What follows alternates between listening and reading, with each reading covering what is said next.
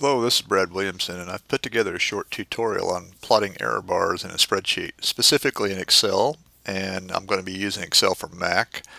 And it'll work for other spreadsheets, you'll just have to figure out the different commands. And I'm targeting the AP Biology community to help those folks help their students plot error bars. Why? Well, there's an increased emphasis on quantitative skills in the AP Biology curriculum, and part of that is to help students create scientific arguments based on evidence, and producing good evidence is important. Calculating standard error is part of that. It helps us to quantify the uncertainty about our data, and including error bars into a data display is about as essential as correctly labeling that graph and choosing the right graph. So let's explore this. Let's explore it by taking a look at the Artificial Selection Lab data. About a couple years ago, I put together an experiment on artificial selection of trichomes in Wisconsin fast plants, and I published that on the AP Biology community forums, and you can check it out there if you happen to be one of the AP Biology teachers watching this video. And in that particular case, I planted about 150 plants, and here they are growing, several of them, and right here are these little trichome hairs on this first true leaf.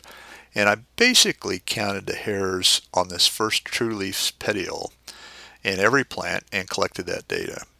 I then segregated those plants so that the hairiest plants are over here on the right and the less hairy plants are over here. And I only pollinated these plants among themselves, selecting for the hairy trait. I grew those plants up until they mature seeds, and I collected those seeds and planted a second generation of about 100 plants. And now the question is the second generation hairier than the first? Well, here's the data that I collected over here. The first generation trichome counts, the second generation trichome counts. This data goes on below. And you can see that the data is all over the map. So let's see if we can put it together. The first thing we need to know is our size of our samples. So I'm going to put in equal count, and I'm going to count over here the size. And to do that, I'm going to highlight that column. I now have, turns out there was 100 in that column. The average count per plant, or mean, same type of thing. I'm going to do all of them, and my average is about 14 hairs per plant on that first true leaf. Now, standard deviation would quantify the variation in the population, so let's take a look at that. Same type of thing, equals. Now, this is a sample, so we need a standard deviation in the sample. And now I've calculated those three. Now, it turns out that Excel does not have a formula for standard error, but that is standard error of the mean is equal to the standard deviation divided by the square root of n. We don't know the standard deviation for the true population, but we have an estimate of it here, and with 100 plants it's likely to be a pretty good estimate. So we're going to now put this formula into this cell, equals. I'm going to take the standard deviation, I'm going to divide it by the square root of the sample size. And in this particular case, we'll get to the square root by taking the sample size raised to the 0.05.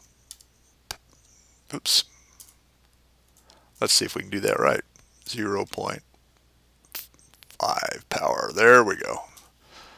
And we can check and we should always check our data. So square root of 100 is 10. 8.595 blah blah blah blah divided by 10 is 0.85, so we got that now. Okay, that's correct.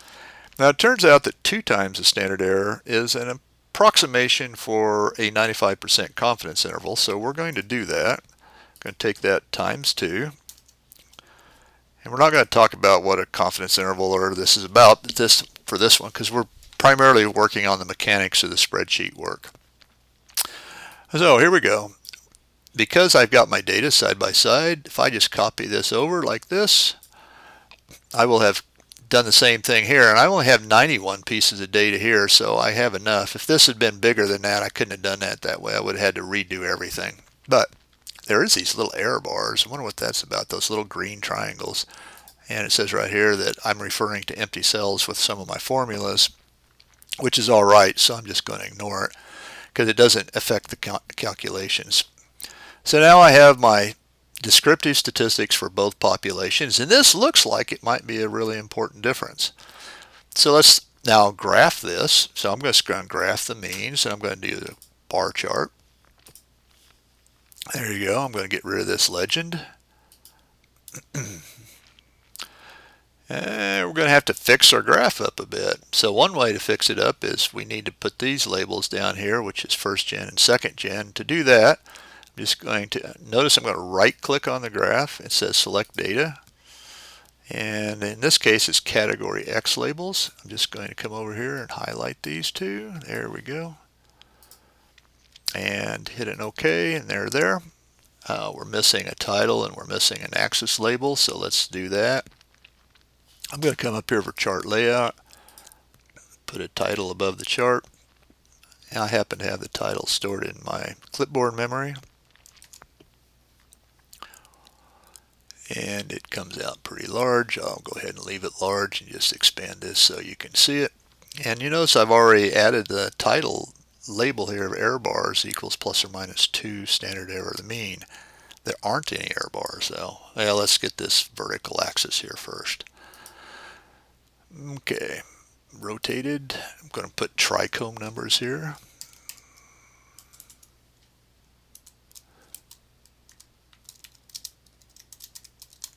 Okay, there we go. Now, to put an error bar in, there's a couple of ways. We could come up here and click on the error bar, or I could come in here and take my data and right click. That's what I've done here. Format the data series. Notice it says error bars.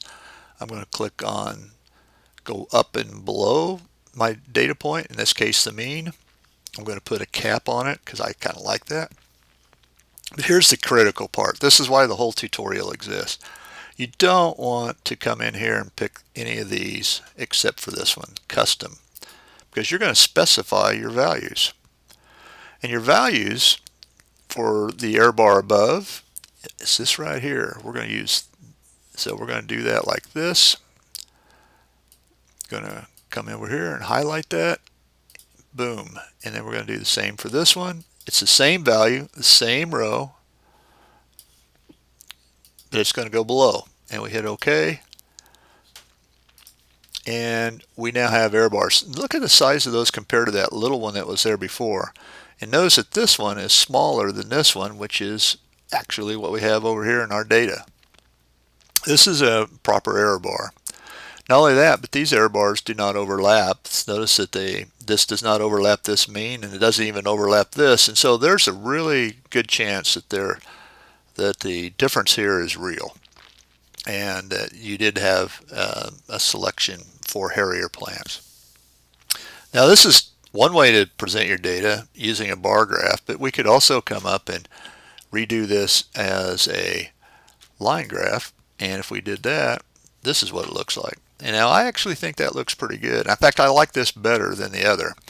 So that helps you. I hope that helps you. And that's going to be it for here. And hope this helps.